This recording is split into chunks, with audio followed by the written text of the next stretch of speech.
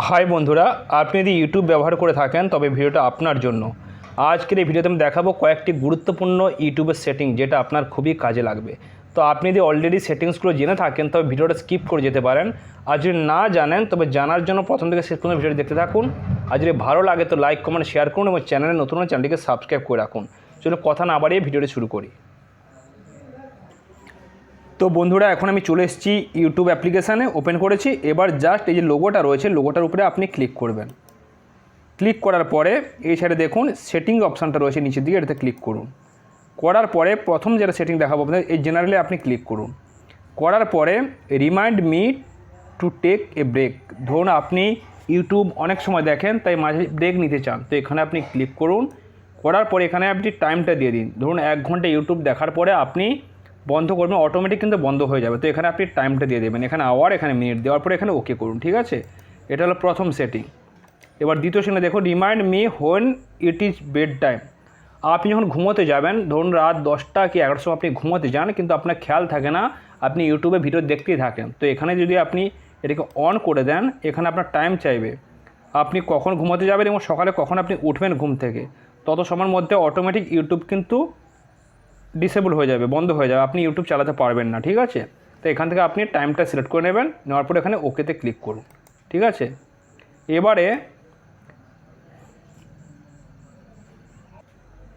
আমরা চলে যাব এই যে আপলোড অপশানটা রয়েছে। এখানে অনেক সেটিং রয়েছে কিন্তু সবগুলো দেখাতে গেলে কিন্তু ভিডিওটা অনেক লম্বা হয়ে যাবে। ঠিক আছে, তো যেগুলো মেন সেটিংগুলো সেগুলো আমি দেখিয়ে দিচ্ছি।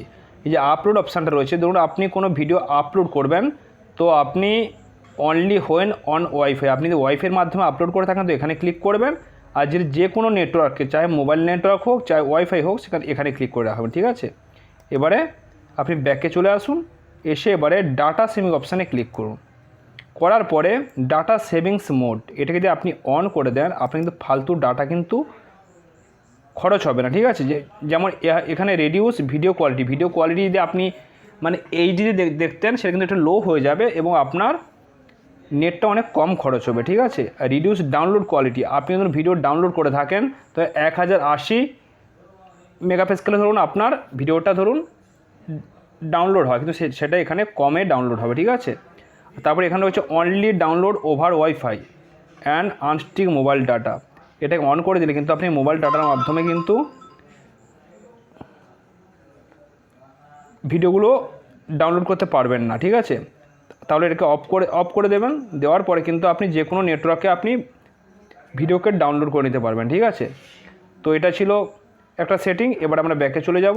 যাওয়ার পরে এখানে দেখো অটো প্লে রয়েছে, এখানে ক্লিক করুন। আমরা সাধারণত দেখি বা আপনারা দেখে থাকবেন যে একটা ভিডিও শেষ হলে কিন্তু অন্য নেক্সট যে ভিডিও ওটা সেটা কিন্তু অটোমেটিক চালু হয়ে যায়। তো আপনি এখানে অটো প্লে অন রয়েছে, এটাকে আপনি অফ করে দিন। ঠিক আছে, দিলে কিন্তু নেক্সট ভিডিওটা অটোমেটিক কিন্তু প্লে হবে না। এবারে ভিডিও কোয়ালিটি প্রেফারেন্স, এখানে দেখুন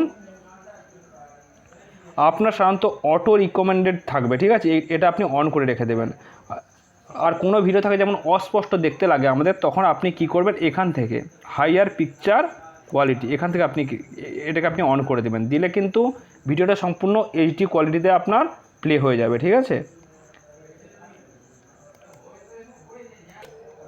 এই সেটিংগুলো কিন্তু আপনার মোবাইল ডেটা থেকে হবে। ঠিক আছে, এবার আপনি যদি ওয়াইফাই থেকে সেম সেটিং করতে চান তো এখানে অটো রয়েছে, কিন্তু অটো রয়েছে মানে আপনার ধরুন মানে হাই কোয়ালিটিতে কিন্তু ভিডিওটা প্লে হবে না, মিডিয়াম কোয়ালিটিতে ভিডিওটা প্লে হবে। তো আপনি যদি হাই কোয়ালিটিতে দেখতে চান, পরিষ্কার ছবি দেখতে চান, তো এটাতে ক্লিক করবেন। ঠিক আছে, এবারে এটা ছিল সেটিং। এবারে